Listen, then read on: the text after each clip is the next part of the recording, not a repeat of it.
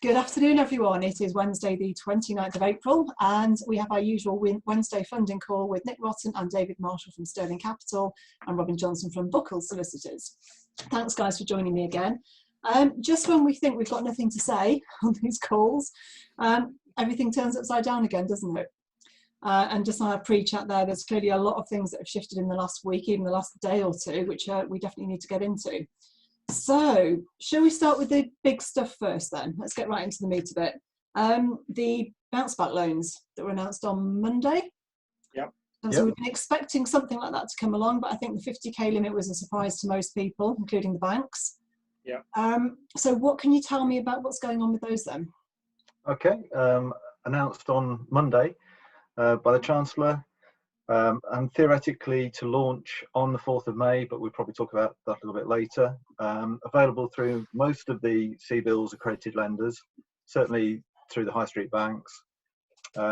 Moving the guarantee level on these loans up from 80% to 100%, but the borrower is still 100% responsible for the loan.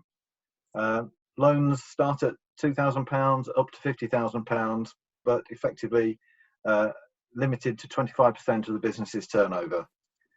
Interest free for the first 12 months, setup fees and that 12 months interest paid by the government.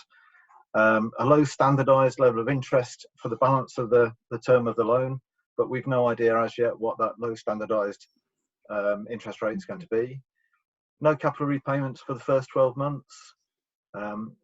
Application theoretically through a short online form, and the banks are seeking, or they're supposed to seek, only information that should be reasonably readily available. So hopefully easy to get the information together. The total term of the loan is 6 months. So after the first year of capital interest holiday, it's a 5-year repayment. No complex eligibility questions, just self-certification. That's what we expect it to be. And no look forward checks on viability. Right. So businesses need to be careful that they don't borrow more than they can afford to repay. Absolutely. You mentioned there the timing, and I saw in the Times this morning that they're expecting the Monday date to slip because of the complexity of the systems and the legalities of changing the regulatory stuff. Have you heard anything similar, that it's like to get pushed back? Yeah, I mean, speaking to a couple of the high street banks, certainly even half an hour ago, as yet they've had no information coming through to them from British Business Bank as to the detail of what they're expected to do or how they're going to do it. So they only know what's been in the press then? Other than what they've been, or other than what we both read in the press, or we've all read in the press. I think the other challenge that David and I were talking about is clearly we come from a banking background, and knowing the challenges we had even trying to bring in minor adjustments to portals or bank systems, and the terror that caused, there will be a huge amount of nervousness behind the scenes in terms of the banking process. And I think the other thing that there must be some consideration of is just that, at the end of the day, there must be acknowledgement that the opportunity for fraud there is for all to see. It's huge, isn't it? It is huge. I mean, we chatted about on the very early days of CBILs, we talked about people who were saying, well, I may as well just borrow the cash anyway and stick it in premium bonds. Now, obviously with the bank, you had to prove your need. Now, we haven't got to with these loans, have we? So I guess that could open the floodgates for people just borrowing the cash when they don't need it. Yes, absolutely. Yeah. Absolutely. Perfectly feasible from what we've seen so far. We also don't know how much or how easy or difficult it is to borrow down multiple channels. Again, question mark in terms of how any kind of control around that. The one positive, having said that, is that they did mention that it is feasible to switch from CBILs into bounce back. So for those smaller businesses who are battling with the CBILs process, yes, then bounce back clearly has its advantages. But if you're actually through into the CBILs process, you can actually switch into the benefits of the bounce back. Okay. And you've got a period of time, according to what we've seen so far, in order to request that from the lender. Okay. And if you're currently So I was going to say, if you, for instance, if you've only got a 6-month capital repayment holiday through CBILs for a £40,000 loan, for instance, you could switch that into bounce back, and you've got a 12-month capital repayment holiday. Okay. I mean, if you were currently mid-application process, would you suggest people make a bounce back application as well, just in case, or what should they do? I certainly wouldn't take the CBILs application out at this stage, Okay. and I'd certainly be maintaining that communication line with the bank until we understand exactly how it's going to work and how quickly, and if it's going to work to the speed that it's suggesting. Then I'd keep the options open. But clearly, borrowing at that smaller end, up to 50,000, the bounce back has huge benefits to the borrower. Yeah, 100% protected, speed, and the 12-month, repayment holiday. you say the 100% protected, but of course that's only if you're a limited company, isn't it? Absolutely so. So if you're we don't know is the answer. We don't. I mean, it's an interesting question. And I guess Robin can clarify this better. I mean, technically, yes, if it's in your personal name or not limited liability partnership, then yes, you are liable for it. But it seems slightly harsh to be missing out because. Yeah, the principle is sole traders and partners in an unlimited partnership have personal liability, and that personal liability is unlimited for the debts of the business. So at the moment, it would appear that there is going to be a discrepancy between the ultimate liability of the business owners in a limited liability partnership or a limited company, as against the ultimate liability, personal liability of the individuals in either a partnership or as sole traders who make use of the scheme. One of the questions would be, in the event of a default by a sole trader or partners in an unlimited partnership, the normal course of action in debt recovery would be execution against assets or bankruptcy proceedings against the individuals. And one of the questions would be, at what point would the 100% guarantee kick in? Would it kick in pre-bankruptcy, or would it kick in post-bankruptcy on the basis that whatever was recovered out of the bankruptcy, the government would make up the shortfall? My inclination is to say at the moment that it would be the latter. Yeah. Well, I guess that's part of the detail that we need to come out yet. But I think sole traders and unlimited partnerships need to be very careful before they go into this thinking they're going to be protected, because we don't know that that's going to be the case yet, do we? Correct. Yeah, and that goes to the question of viability. And whether or not the debt is affordable for the business after it resumes trading post lockdown. I think the point clearly from a bank perspective is that they will be doing no assessment of this. From what we've seen, the bank will be making will be asking no questions of the business with regard to can you afford it. This is very much in the owner's hands to make that call. Right. And the thing to stress is, as we've said before, it is a loan. You have to look long and hard at yourselves as to, am I going to be in a position to start paying this back in May next year? Because that's when the first payment's going to kick in. Absolutely. There's always a danger in these situations for people to just look at the first hurdle. And in this instance, the first hurdle is I haven't got any money. But they don't look after the first hurdle. The second hurdle is how am I going to pay it back? Yeah. And so, I'd encourage people not to be blinded by just seeing the first hurdle, but actually look beyond today's problem and make sure you're just not building up a bigger problem for the future. Yeah. I've already advised a client who is a sole trader publican, and his pub is currently shut, and he's looking at his options, including debt options and grant options, and he is very concerned, on the basis of advice from me and from his accountant, that if he reopens and there are any restrictions on trading, or it takes longer than a couple of months for trade to pick up, then the margins are so slim that he won't be in a position to service the debt. And that's a hurdle for him in deciding whether or not to take advantage of the scheme.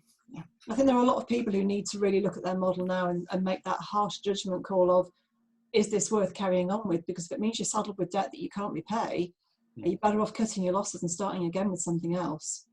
Because this could saddle you with debt that's going to last for a long time. Yeah, and that's, I mean, that's going to be on an individual basis, on the basis of advice from your accountant, your broker, your lawyer, or a combination of these. It's probably something for another call to actually discuss what the options are. Yeah, definitely. I'm just conscious of time though, so I want to try and keep this short. Just one question on CBILs. We're advising people start with their own bank first. Is that the case for bounce back, or can anyone go to any bank? Not actually seeing a lot of detail on that. Logically, okay. I think you'd tend to go to your own bank, firstly because there'll need to be an account open, and trying to get anything done outside day-to-day banking with your own bank at the moment is a bit of a nightmare. Yeah, so okay. I would suggest people go to their own bank. Yeah, okay, brilliant. If they're with one of the challenger banks who don't have the scheme yet, where should they go? If they're with the NatWest, they've been the most helpful, haven't they? Seem to have been, yes. I mean, so a lot of the challenger lenders don't actually operate current accounts anyway, so okay. People still have their own current account. Okay. And I guess that would cover off most people. Okay, brilliant. Moving on to the CBILs then, have there been more changes? We've had more lenders in this week. Yeah, we've had 4 more lenders in since we spoke last week. Allied Irish Bank are up and running and accepting proposals. Brilliant. ThinCat, they used to be a peer-to-peer lender, still a sort of alternative finance provider. They've been accepted for CBILs. They're actually looking to serve their existing customer base first. Yeah, I heard that. But then the chances are they will, provided they've got the resources, look to go beyond that. Yeah. Paragon Bank have joined the scheme, and also IGF. IGF is an asset-based lender, but you've got to have an invoice finance facility with them to put a CBILs loan alongside. So it's probably a bit niche, isn't going to be something for everybody there. And a funding circle up and running now, so they had a delay, didn't they? No. They're still having a delay. Okay. We're expecting to hear on Friday, so I think probably best case Monday next week. Okay, brilliant. Thank you for that. And you dropped a bombshell before we went live on the recording about a change in the requirements on CBILs. Yeah, we had 2 changes in CBILs this week. One was the removal of portfolio caps, which a lot of people probably didn't know existed, but each lender has a cap to the extent they can use the CBILs scheme. Okay. Probably didn't really affect the high street banks, but I was talking to one of the alternative finance providers, and that was one of the reasons they were looking to serve their existing customers first, because they didn't want to use up all of their availability and then find. Anyway, so those caps have been lifted. And the other one, which is far more interesting, is I think the words are removal of any requirement for lenders to include a forward-looking element in their proposal has been removed.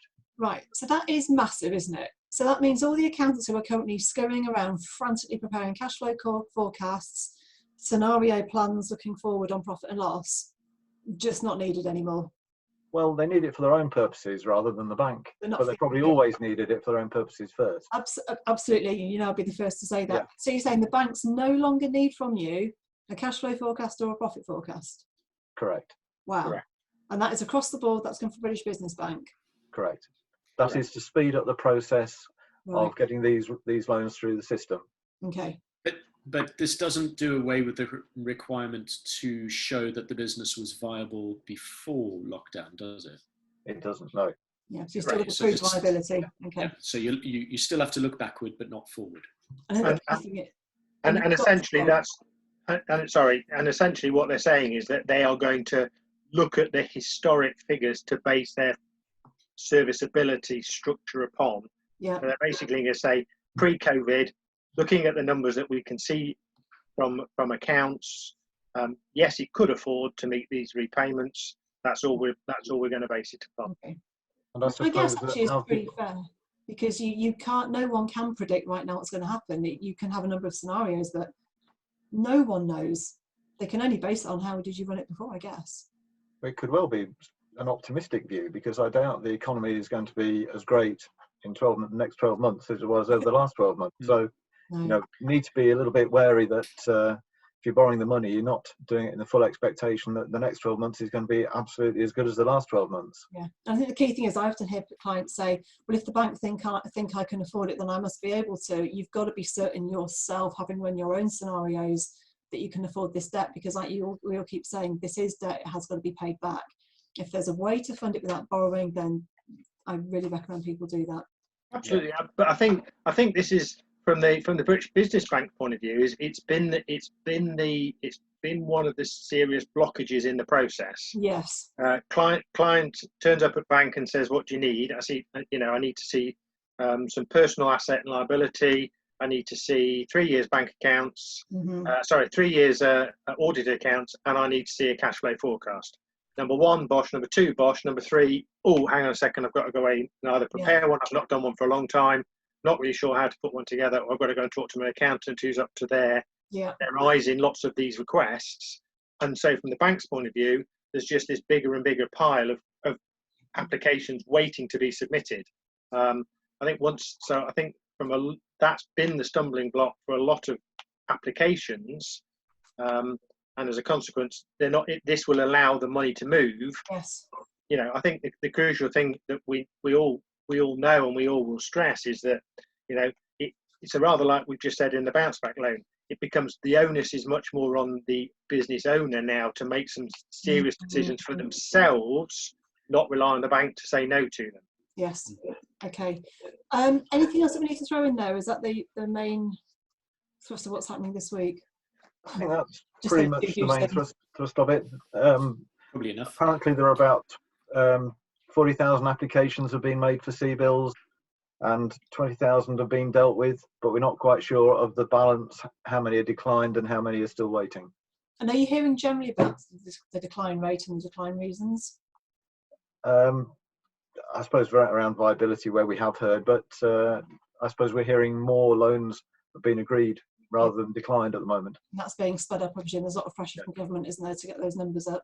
Yeah, I sense from talking to a couple of the banks that they're very much keen to find a way to lend and be seen to be trying to find that reason to lend because of the pressure that's upon them. But clearly there are going to be circumstances that either don't fit or just can't make it work. But the majority, I sense, they'll try and find a way of getting some kind of loan to a client if they can. Well, that is good news, and that's a real, I think, move from where we were 2 weeks ago, where it felt there was every reason not to lend. Yeah, I think so. Good. I think to that pressure is applied, and I think part of that pressure is just the volumes. I think that the reality is we're going to hit the same reality check with regard to bounce back as we've had with CBILs. It's going to take a period of time for the process to be understood by the bank and then consequently by us as advisors to properly explain to a borrower how it will work and how they can make it fit their particular business. So I think patience is going to be crucial. Rushing in probably isn't the right thing at this moment in time for those kind of loans, even though someone may be desperate. A couple of days is probably well worth waiting. Definitely. Okay. Well, if that's it then, guys, should we call it the time there? Okay. Well, thank you very much as always for your time, and see what next week brings. Okay, good to see you. Now.